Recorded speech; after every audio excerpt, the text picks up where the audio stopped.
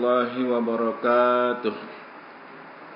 Anakku sekalian, mari kita lanjutkan pembahasan kita tentang alat-alat optik. Untuk hari ini kita akan membahas tentang loop atau kaca pembesar. Loop adalah alat optik yang berfungsi untuk memperbesar bayangan dari objek yang hendak dilihat. Untuk mengetahui bagaimana loop bekerja, mari kita lihat video berikut ini.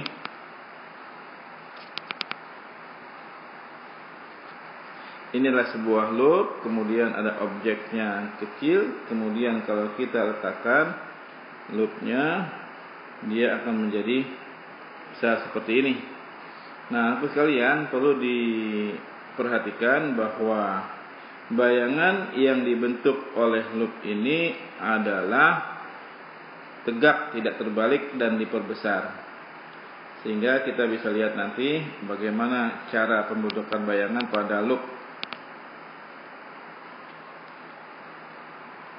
Berikutnya, loop hanya sebuah lensa positif, sehingga untuk mendapatkan bayangan diperbesar, maka objek atau benda harus diletakkan di ruang satu. Kamu ingat bahwa ruang satu itu adalah antara titik fokus dengan lensa atau loopnya. Atau boleh juga ditempatkan tepat di titik fokus loop.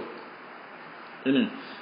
Sehingga agar loop berfungsi sebagai kaca pembesar, maka benda ada dua kemungkinan yang harus diletakkan. Satu di ruang satu, yaitu di antara titik fokus dan lensa atau dengan loop. Yang kedua tepat di titik fokusnya. Apa bedanya? Mari kita lihat bersama nanti. Perhatikan baik-baik pernyataan berikut. Jika objek atau benda terletak di ruang satu, maka mata akan berakomodasi maksimum dan bayangan jatuh pada jarak PP-nya, punktum proksimumnya. Pada mata normal, PP-nya adalah SN, jarak baca normal yang besarnya 25 cm. Karena bayangan diperbesar dan tegak, maka sifatnya maya. Bayangan maya, kita tahu bahwa dia adalah negatif. Jadi S aksen sama dengan min SN. Nah, kemudian jika objek terletak tepat pada titik fokus loop, maka mata tidak berakomodasi, atau dengan kata lain mata berakomodasi maksimum. Jadi beda pada saat kita melihat dengan mata berakomodasi maksimum, kita melihat dengan melototkannya. Tapi kalau mata tidak berakomodasi, kita melihat loopnya dengan rileks, santai, seperti kita melihat benda-benda yang sangat jauh. Berikutnya anakku sekalian, kita lihat rumus loopnya. Mata berakomodasi maksimum. Kalau mata berakomodasi maksimum, maka benda atau objeknya terletak di ruang satu. Kita lihat gambarnya. Ini sebuah loop, yaitu loop adalah sebuah lensa positif. Jadi kita gambarkan garis vertikal diberi tanda positif di atasnya. Benda diletakkan di ruang satu. Ini ruang satu berarti antara fokus dengan lensanya atau dengan loopnya. Kita lihat pembentukan bayangannya seperti ini. Maka titik potong yang kemungkinan ada adalah pada garis putus-putusnya seperti ini. Nah, ini adalah bayangan maya. Kita tahu pada saat kita bahas tentang lensa, bayangan yang dibentuk oleh perpotongan dua garis yang putus-putus atau salah satunya merupakan bayangan maya. Nah, ini adalah mata kita sini. Ya. Jadi ini adalah berakomodasi maksimum mata kita di sini. Ya. Nah, lihat, maksud sekalian, kalau kita lihat rumus lensa, 1/f sama dengan 1/s ditambah 1/sn akan menjadi 1/f sama dengan 1/s dikurang 1/sn. Karena pada saat mata berakomodasi maksimum ini, ya, maka bayangan akan jatuh di PP-nya, punktum proksimum mata tersebut. Karena ini mata normal, maka PP-nya sama dengan SN 25 cm. Dan bayangan maya adalah negatif, sehingga rumusnya menjadi ini. Jadi super F sama dengan super F dikurang super SN. Atau perbesaran loop rumusnya adalah ini pada akomodasi maksimum, perbesaran angular loop atau perbesaran bayangan pada loop SN per F fokus loop ditambah dengan 1. Ini kalau berakomodasi maksimum. Kalau mata tidak berakomodasi, maka benda terletak tepat pada titik fokusnya. Ini seperti ini. Nah, ini berarti pada saat ini karena benda ada di titik fokusnya, maka mata tidak berakomodasi. Ini pembentukan bayangannya. Ya. Ini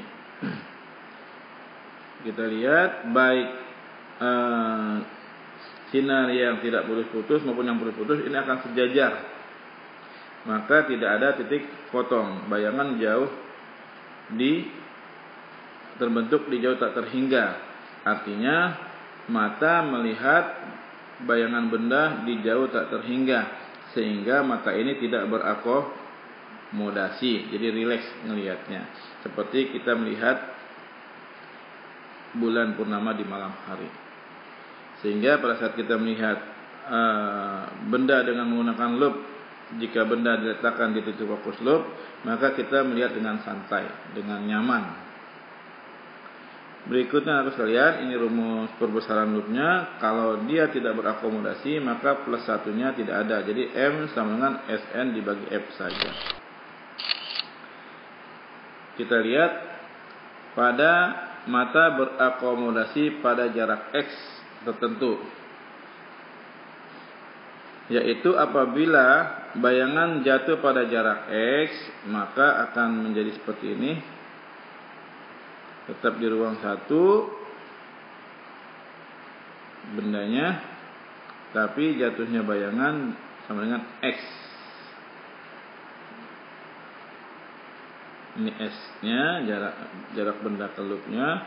Ini jarak bayangannya adalah S aksennya min X. Artinya bayangan jatuh di PP-nya, tapi PP-nya tidak sama dengan SN. Kemungkinan besar ini mata ini sudah mengalami cacat hipermetropi, sehingga PP-nya di atas SN-nya sebesar X.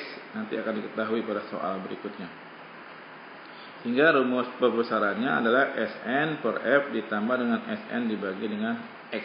Ya, ini kalau akomodasinya pada jarak tertentu. M perbesaran angular atau perbesaran loop, SN jarak baca normal, SN 25 cm, F jarak fokus loop, X adalah akomodasi pada jarak X. Kita lihat berikut contohnya. Nomor 1 dulu. Sebuah lensa berjarak fokus 5 cm digunakan sebagai loop.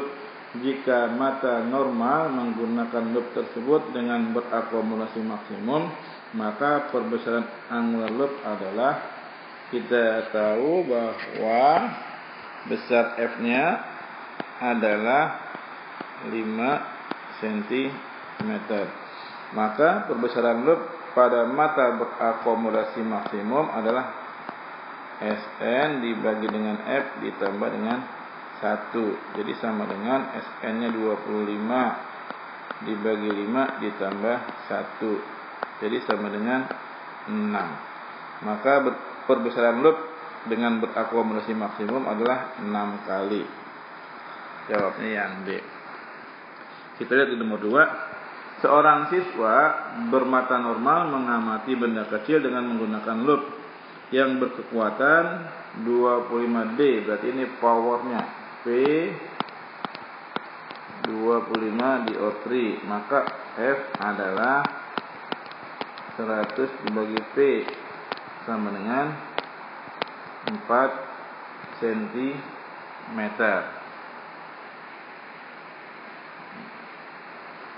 Jika pengamat dilakukan dengan tidak berakomodasi, maka perbesaran dan letak benda dari lub masing-masing adalah, anakku sekalian, untuk M-nya, untuk perbesarannya kita langsung bisa cari dengan mata tidak berakomodasi, yaitu SN dibagi dengan F, berarti 25 dibagi dengan 4, 6,25. Jadi jawabnya E, karena cuma satu ya E. Kemudian bagaimana cara kita mencari